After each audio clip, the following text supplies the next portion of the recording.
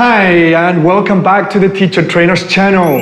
Once again, my name is Adrian, and I am going to be your teacher for this lesson. So I'm quite excited for this video because I feel like it's going to help a lot of teachers out there. And this is because teaching online is becoming more and more popular, but a lot of teachers do really need ideas and struggle with keeping the students engaged when teaching online. So in this video, I am going to show you everything that I do, everything that I know, everything that I have learned about teaching online. Also, all the things that I teach my trainees in my workshops about teaching online. Let's get into it.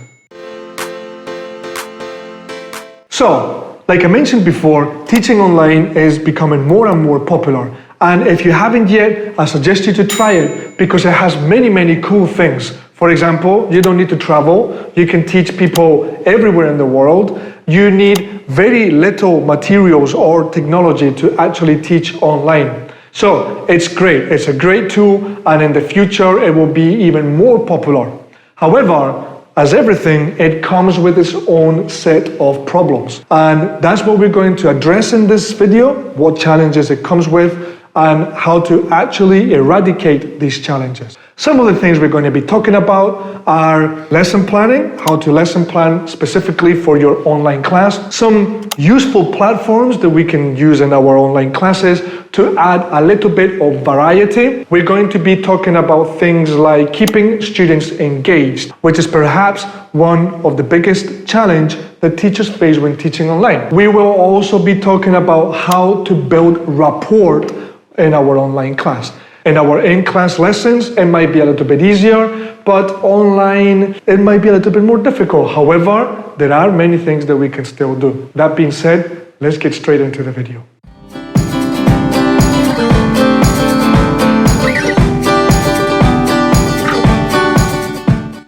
Okay, so the first thing we're going to talk about is how to set up your classroom.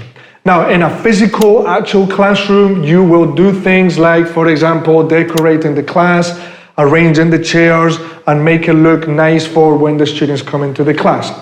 In a virtual class, we can't really do that, but there are still things that we can do. One of them would be making the background where you're sitting nice. This could be adding some decoration, some posters, some things that are related to the lesson. You can sit in front of a whiteboard. This is great because it makes it look like an actual classroom, and you can also use it to write on it. Some teachers choose to design a nice virtual background to put it on their camera. This is great, nothing wrong with it. Feel free to do so. There are some really beautiful virtual backgrounds out there that will look really nice. However, one big problem that I see with these virtual backgrounds is that every time I want to show them an object or I want to show my students a flashcard, the virtual background automatically swallows the object. Therefore, you cannot really use it properly. Just be aware of that. My favorite thing to do is sit in front of a blank wall or, like I said before, a whiteboard. Something that is also part of setting up your class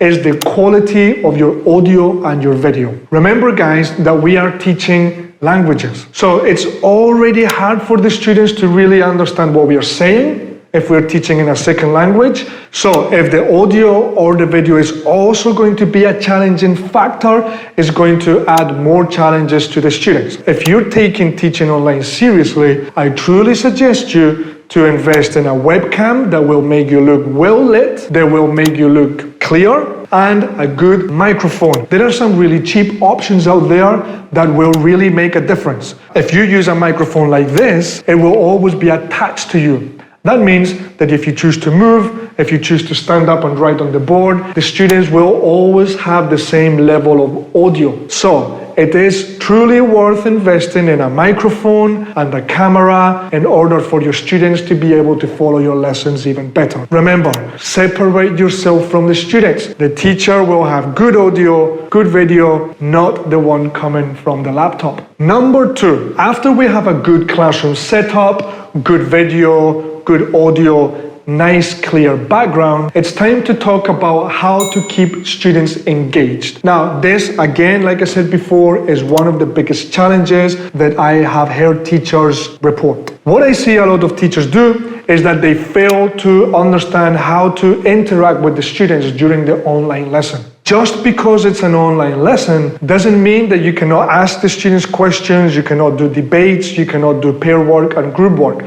Luckily, technology these days goes a long way, and we have many different platforms that allows for this. One of the most basic things that we can do is always ask students questions to make sure that they're following the lesson, make sure that they are paying attention. This is what we call CCQs. So every time we teach, ensure that the students give examples, ensure that the students are following the lesson. That is number one. Number two, plenty of pair work and group work. Thankfully, the platforms that we use these days allow for breakout rooms. This means that you send students either in pairs or small groups to different breakout rooms for them to discuss questions or to debate in a smaller group. This gives them the chance to be able to participate more than if they were in the actual main session. So, giving them 10, 15 minutes to discuss questions, brainstorm ideas is key when you're teaching online. Now, of course, don't forget to go from room to room, monitoring what the students are doing. Another thing is that I see many teachers who are afraid of trying new things.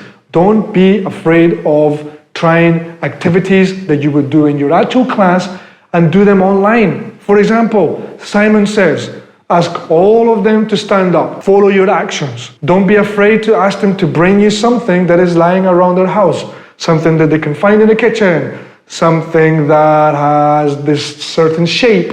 There are many physical activities that we can do in our online class and not always doing the same one like Kahoot or online quizzes. This is good, but if we do it too often, it will become monotonous and boring. If you need ideas on activities that you can do online, I will link a video in the description where we give you some ideas of activities that you can run online. Alright, so the next topic that we're going to talk about is lesson planning.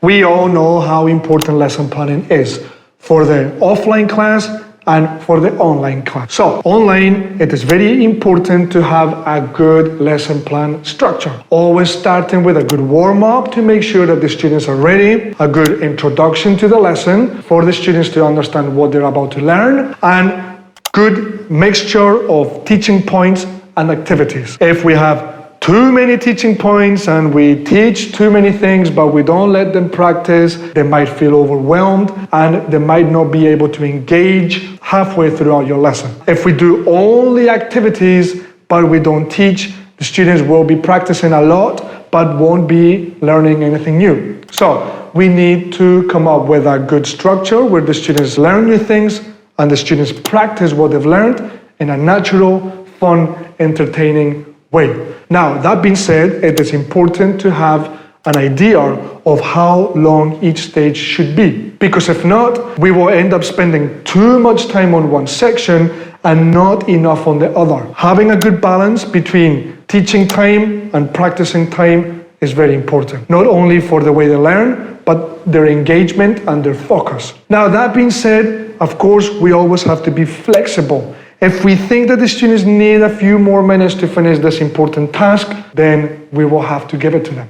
Now, it's time to talk about building rapport. Building rapport in the online class might be challenging, but still very doable and very, very, very important. How to do this? Of course, the way we start the first lesson is very important, and we need to ensure that we build a good connection between students and student and teacher. How do we do this? Of course, through icebreakers. So we need to do plenty of icebreakers for students to get to know you, you get to know the students, and students get to know each other.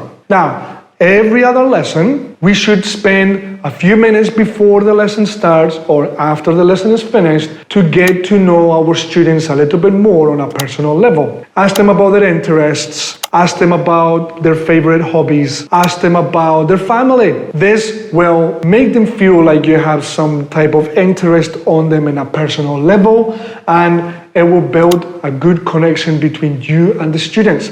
Every time you find students who have the same hobbies as you will see how much of a connection you will build in your class. This, of course, will translate to students enjoying your lessons much more, students feeling like there is a good connection in the class, and students feeling like they actually want to join your lesson because they're in a class with someone who genuinely cares about them.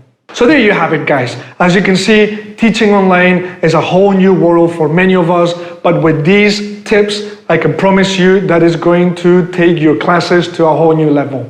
Remember that teaching online and offline, of course, is not only about the individual lessons that we teach, it's about creating connections, creating rapport, and helping students connect with us, with each other, and with the lesson that we're delivering.